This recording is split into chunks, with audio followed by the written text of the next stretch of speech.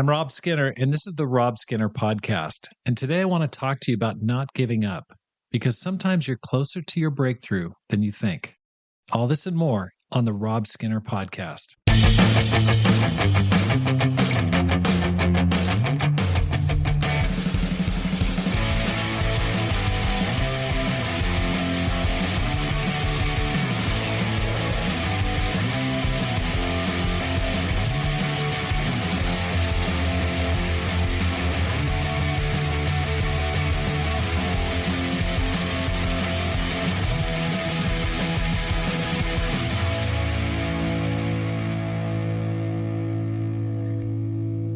Welcome back to the Rob Skinner Podcast. My goal is to inspire you to live a no-regrets life, make this life count, and multiply disciples, leaders, and churches. There's a story from a book that I absolutely love. It's called Think and Grow Rich by Napoleon Hill. It's an oldie, but it's a goodie. And in the story, he talks about a man who goes out to strike it rich, and he's in Colorado. He buys a ton of mining equipment and all sorts of things associated with it. He starts digging and he gets some gold. He initially finds some gold and he's really fired up and he's happy and he's just telling all his friends about it. And then one day the gold runs dry. He just comes to the end of that vein, can't find it, keeps digging, keeps trying. And finally he just quits. He gives it up. He tells his family, "I'm sorry, it's done." He's invested all of his time, all of his money into this gold mine. And so he ends up just quitting at that point. He sells all of his equipment for pennies on the dollar to another person, basically a junk dealer. And that new owner takes it and he did something different. He hires a mining engineer, a person who's a geologist, familiar with rock structures and things like that. And the guy goes in there and he investigates and he says, "I think that you're only about 3 feet from gold." And so they keep digging, and what do you know? 3 feet away, there's this massive gold vein and becomes one of the most lucrative gold mines in that area. The guy's name is Darby, the one who originally bought the mine. And he took that lesson and he went off and he went into insurance. And the lesson that he gained from his quitting is, one, never quit, even when people say no. And he became super wealthy in the insurance business from the lesson that he learned to never, ever quit. But I think in the same way, spiritually, there's some gold that we can dig up from that one, from this whole lesson. In Galatians chapter 6 and verse 9, it says, "Let us not become weary in doing good, for at the proper time we will reap a harvest if we do not give up." Paul is saying, don't stop digging. Keep doing what's right. Keep trusting God. Keep sowing seeds because the harvest is coming. The truth is, the Christian life takes endurance. It's easy to start strong, and many people do, but it's staying faithful that really brings the reward. Sometimes the gold isn't found in the first swing of the pickaxe. Sometimes things start off pretty easy, or maybe it's tougher. So sometimes the gold, it comes after days, months, and even years of doing good when no one notices, no one's paying attention. You feel like no one's giving you any attaboys. When prayers seem unanswered, you feel distant from God.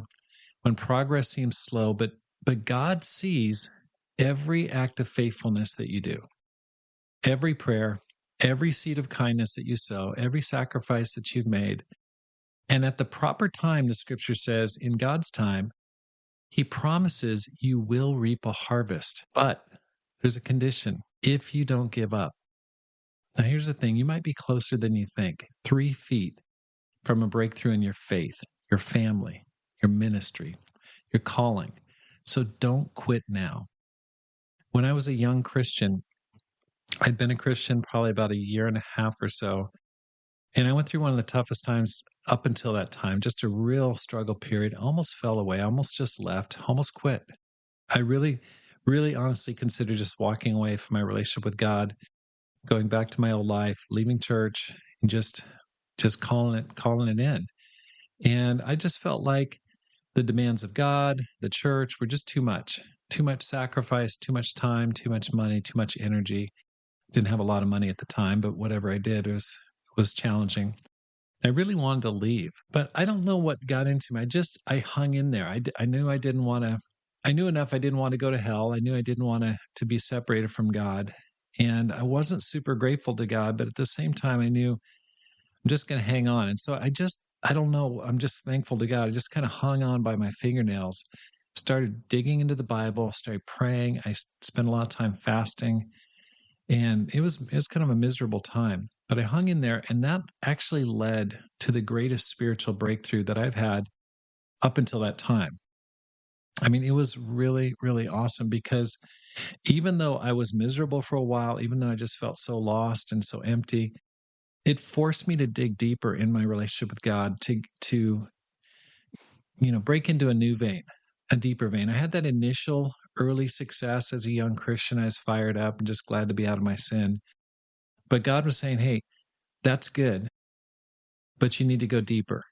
You need deeper motivation. You need deeper wells of motivation. The the current amount of gold you've got is not going to take you where I want to take you." And so I went through a period of about 6 months of struggle and fasting and prayer. I mean, at one point I fasted, I think the longest was about 18 days. I was just like really desperate and really went after it. So it led on to like a breakthrough that really powered me, especially in my early days in the ministry. I just was so fired up, and I think I've shared about it elsewhere. It just restored my sense of grace and God's love and just how lucky I was. I just replaced that old cranky attitude that I have with a real grace-filled motivation and springs of energy. It just was like breaking into a new mine of gold that I hadn't seen before. So let me ask you today, where are you tempted to give up? In what areas do you feel like, oh, I just want to quit? I just want to pack it in. Maybe you've been praying for someone and you haven't seen a change.